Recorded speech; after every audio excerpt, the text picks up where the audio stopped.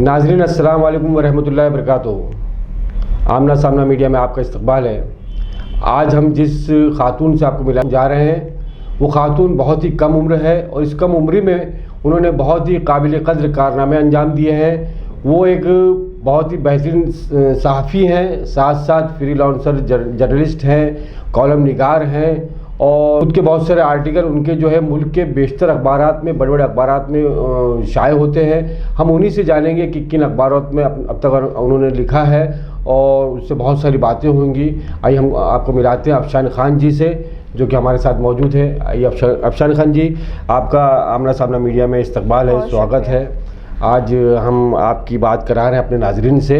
अफशान जी, जैसे कि आपने ये जर्नलिज़म का जो आप में शौक़ पैदा हुआ, जो लिखने का शौक़ पैदा हुआ, आर्टिकल वगैरह और मज़ामीन जो आप लिखती हैं, ये कहाँ से आया, कैसे आपको इस तरफ रग़बत पैदा हुई?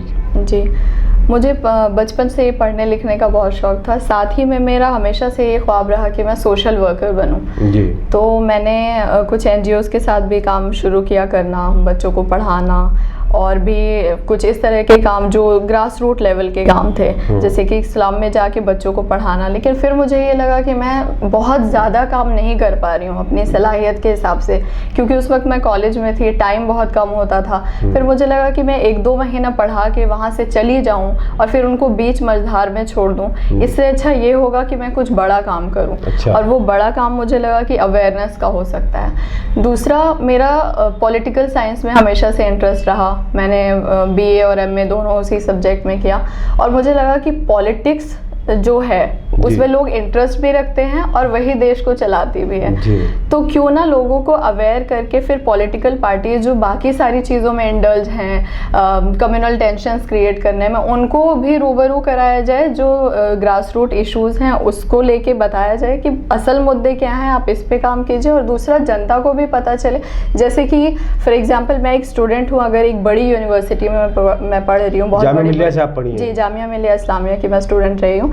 तो बहुत बड़ा हमारा इंफ्रास्ट्रक्चर है एक, जो देखने में पता चलता है कि वाह क्या डेवलपमेंट है। लेकिन उसकी दूसरी हकीकत ये भी है कि वहीं पे कुछ स्लम्स हैं जहाँ पे बच्चे पढ़ाई के लिए तरस रहे हैं। तो मुझे लगा कि ये चीज़ अगर मैं अपनी राइटिंग्स में ले आऊँ, लोगों को बताऊँ कि असलियत क्या है और किस तरह से सुधार किए जा सकते हैं, तो वो बेहतर होगा इससे कि मैं कुछ वक्त जाके उनका दिल बहला के बच्चों और चली आऊँ। तो मुझे लगा कि बड़ा बदलाव लिखने से आ सकता है और राइटिंग की जो पावर है वो मुझे महसूस हुई और मैं कोशिश करती रहती हूँ कि मैं लिखूं और हमेशा लिखती रहूं। नाज़रीन, हम आपको बताएं कि मोहतरमा अफशान खान जो है वो सहाफ़ी है और सहाफ़त का इतना जुनून सवार है कि इन्होंने जो शरीक हयात है एक बड़े सहाफ़ी की हैं, वो है अफरोज़ आलम साहब। मैं आपको मुबारकबाद पेश करता हूं कि अफरोज़ आलम साहब भी बहुत बड़े सहाफ़ी हैं, अच्छा लिखते हैं और आपने वही पसंद किया जो आपको अच्छा लगा। इस सहाफ़ी ने सहाफ़ी को पसंद किया, ये अच्छी बात है।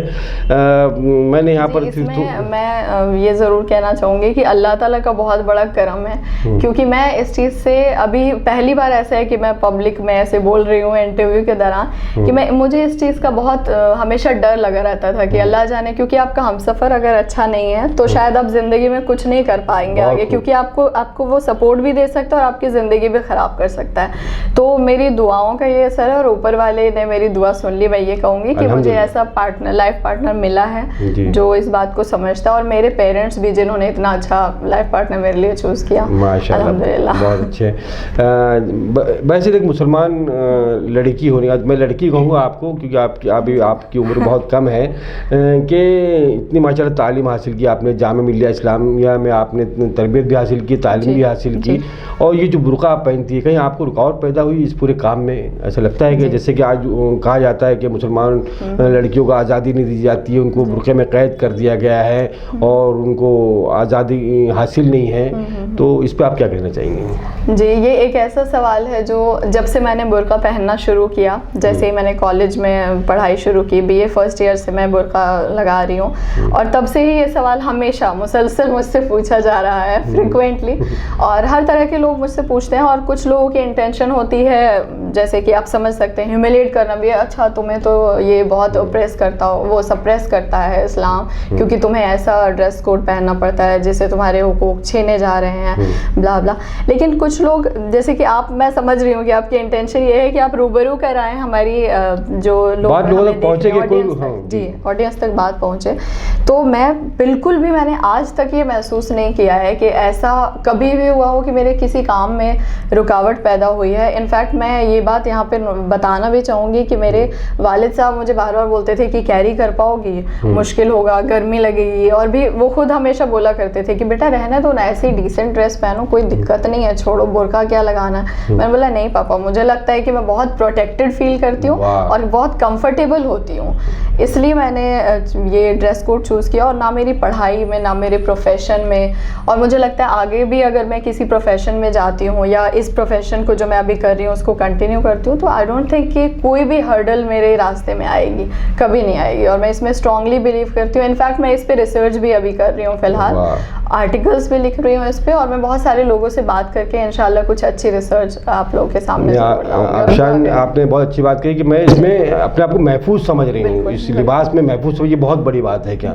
जबकि आज हम देख रहे हैं कि माशरे में किस तरह की बेहयाई फैली हुई है, उसको बढ़ावा दिया जा रहा है। ज़रूरत इस बात की है कि अपने आप को तहफ़्फ़ुज़ फराहम करने के लिए ख़ुद को अपने को आगे आना पड़ेगा कि हम किस तरह से महफूज हो सकते हैं। मैं आगे बढ़ते हुए आफशान जी आपसे ये पूछना चाहूँगा कि आप कुछ टॉपिक पे रिसर्च भी कर रही है, PhD भी कर रही हैं? मैं PhD में अभी एनरोल नहीं हूँ, लेकिन मेरा इरादा ज़रूर है बिहार की पॉलिटिक्स पे काम करने का। और मैं इंशाल्लाह जैसे ही मेरा सिलेक्शन होता है मैं एंट्रेंस दूंगी, उसके बाद सिलेक्शन होगा, लंबा प्रोसेस है, लेकिन इंशाल्लाह मैं उस पर काम करूंगी और वो तो मैं छोड़ने वाली नहीं हूँ, इंशाल्लाह रिसर्च में करके रहूँगी, इंशाल्लाह ज़रूर कामयाबी मिलेगी। आपके हौसले बुलंद हैं इंशाल्लाह, और इतनी माशाल्लाह जज्बा है आप में, तो कामयाबी यकीनन मिलेगी आपको। अब आगे बढ़ते मैं ये आपसे जानना चाहूँगा कि जिस तरह से देश में मुस्लिम पर्सनल लॉ बोर्ड पर अटैक किया जा रहा है या हमारे शरई हुकूक को सल्ब करने की कोशिश की जा रही है, और तरह तरह से बताया जा रहा है कि मुस्लिम ख़वातीन जो है, शादीशुदा ख़वातीन जो है, उनको तलाक देकर जो है उनकी ज़िंदगी ख़राब कर दी जाती है। और तलाक के मामले जो सामने आ रहे हैं, फिर सुप्रीम कोर्ट का फैसला भी आया और हुकूमत ने भी शोशा छोड़ा। इस पर आप क्या कहना चाहिए 3 तलाक के मुद्दे पर? जी मैं इत्तेफाक की बात है कि आपने ये सवाल मुझसे तब पूछा है जब मैं एक किताब पढ़ रही हूँ अभी ट्रिपल तलाक पे। ये किताब ज़ियाउस सलाम साहब ने लिखी है, वो सीनियर जर्नलिस्ट हैं, और किताब का नाम है टिल तलाक डू अस पार्ट जी। और इस किताब में उन्होंने बहुत ही डिटेल में बताया है हदीस के हवाले से, कुरान के हवाले से, कि असल में तलाक के बारे में क्या क्या है, शरिया लॉ क्या कहती है, इस्लाम क्या कहता है, और किस तरह से उन्होंने फिर जो भी इश्यूज़ उठाए गए और जिस तरह से एक माहौल बनाया गया उस पर अटैक करते हुए बहुत ही लॉजिकली सारे जवाब दिए हैं, उस किताब में मौजूद है। इंशाल्लाह मैं उसका रिव्यू भी बहुत जल्दी लिखूंगी। तो अगर आप मेरी ओपिनियन की बात करें तो मैं ये ज़रूर बताना चाहूँगी कि प्रॉफिट मोहम्मद सल्लल्लाहु अलैहि वसल्लम के ज़माने में हुजूर पाक सल्लल्लाहु अलैहि वसल्लम ने कभी भी ऐसा नहीं हुआ कि उन्होंने ओपिनियन औरतों की पूछने में कोई झिझक महसूस की, हमेशा कंसिडर करते थे उनके व्यूज़ को और पूछा करते थे। क्योंकि आप देखिए कि हदीसें भी बहुत सारी हम तक पहुंचे हैं वो हज़रत आयशा रज़ियल्लाहु अन्हा के ज़रिए ही पहुंचे हैं, और वो नहीं होता अगर हुजूर पाक सल्लल्लाहु अलैहि वसल्लम ज़रा सा भी ऑप्रेस करते या फिर वो मौका नहीं देते, कंसिडर नहीं करते उनकी सोच को और उनके टैलेंट को, तो शायद हम तक वो बातें नहीं पहुंचती। तो मुझे लगता है कि अभी पर्सनल लॉ बोर्ड पे जो अटैक हुआ है उसके ज़िम्मेदार हम खुद ही हैं, पर्सनल लॉ बोर्ड खुद ही है, क्योंकि आपको औरतों को भी रखना होगा। एक कमेटी जब आप बनाते हैं तो उसमें रिप्रेजेंटेशन भी तो ज़रूरी है। आप एक मर्द कैसे डिसाइड कर सकता है कि एक औरत की ज़रूरत क्या है या वो क्या महसूस करती है किस टाइम पे, जब डोमेस्टिक वायलेंस होता है तो वो क्या महसूस करती है, वो एक औरत ही जान सकती है कि मेरा शौहर अगर मुझसे बदतमीज़ी करे या कोई मर्द मुझसे बदतमीज़ी करे तो उसका क्या मतलब होता है, वो एक औरत ही बता पाएगी। तो अगर आप कोई ऐसी कमेटी या कोई भी ऐसी टीम बनाते हैं जहाँ पे सिर्फ मर्द हैं तो विमेन सेंसिटिव वो नहीं होंगे, इसलिए वो भी जिम्मेदार हैं। और दूसरा हमारा माशरा जिम्मेदार है,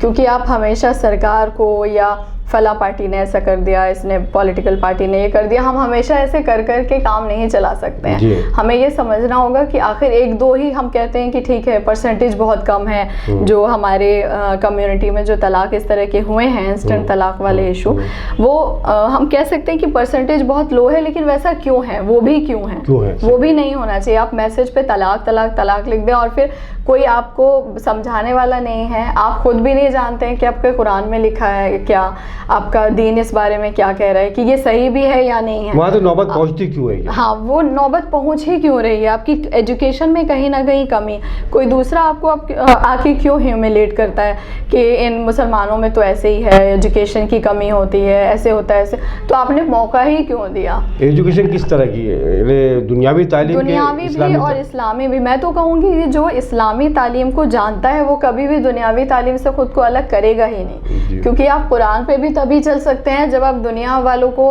आप जानते हैं कि आपका अखलाक कैसा होना चाहिए, आपको इंटरेक्ट कैसे करना है बाकी लोगों से।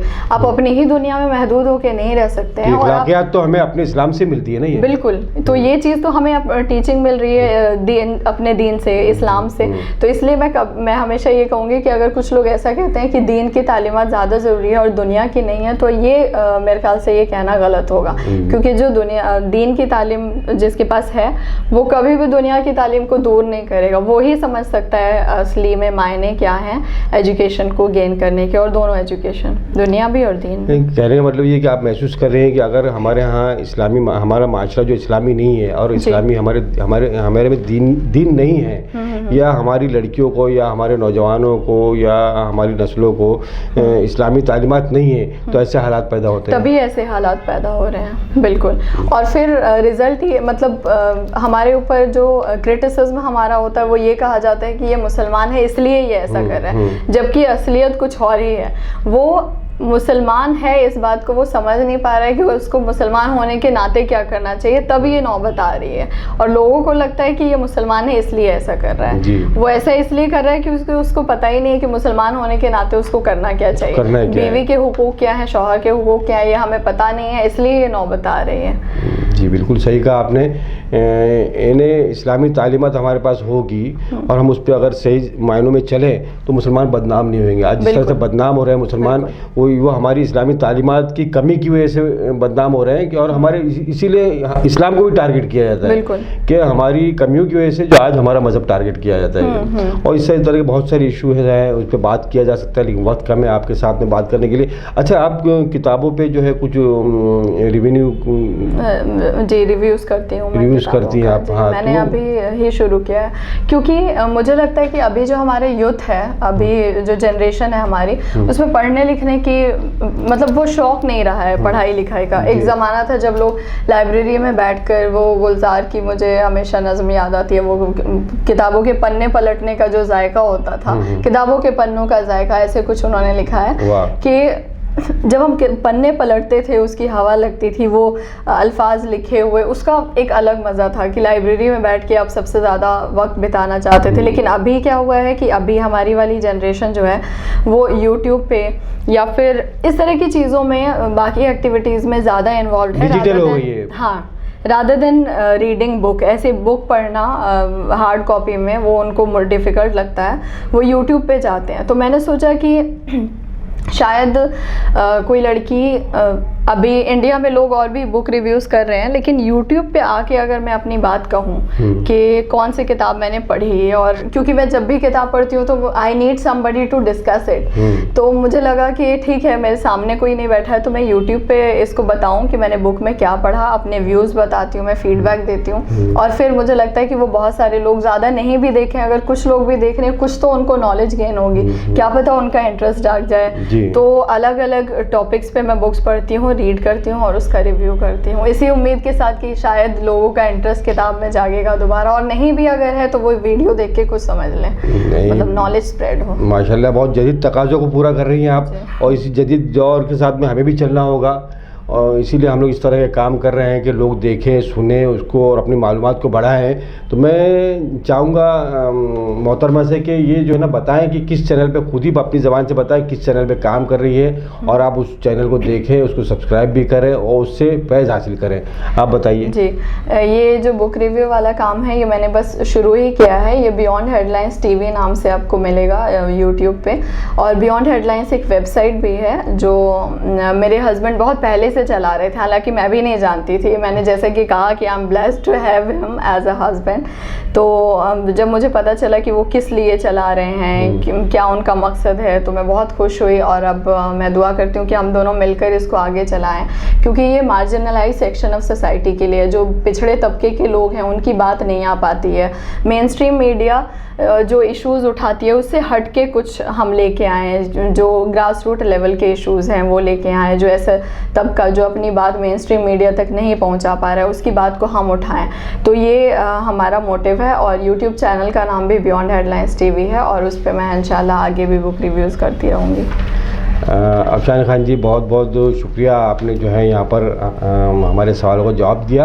मैं अब नाज़रीन से मुखातिब होते हुए ख़ास तौर से तुलबा तालिबात से मुखातिब होना चाहूँगा। मैं, हमारी जो लड़कियाँ हैं जो तालीम हासिल कर रही हैं, तो आपके सामने एक जो अफशान खान जी है, ये एक मिसाल है कि किस तरह से अपनी तालीम जारी रखे हुए हैं और वक्त के साथ साथ जो है ये आगे बढ़ रही हैं और एक जर्नलिस्ट का रोल अदा कर रही हैं, किताब लिख रही हैं माशाल्लाह कम उम्र में। ये उनके मुताले का भी एक बड़ा कमाल है और उनकी शौक़ की भी बात है ये।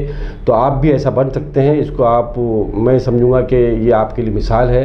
और इतना कहते हुए मैं आप सबसे इजाज़त चाहते हैं। शुक्रिया अफशान खान साहिबा से भी बहुत बहुत हम, आप भी नाज़रीन शुक्रिया आपका, और आप सभी नाज़रीन का शुक्रिया। अल्लाह हाफ़िज़। अल्लाह हाफ़िज़।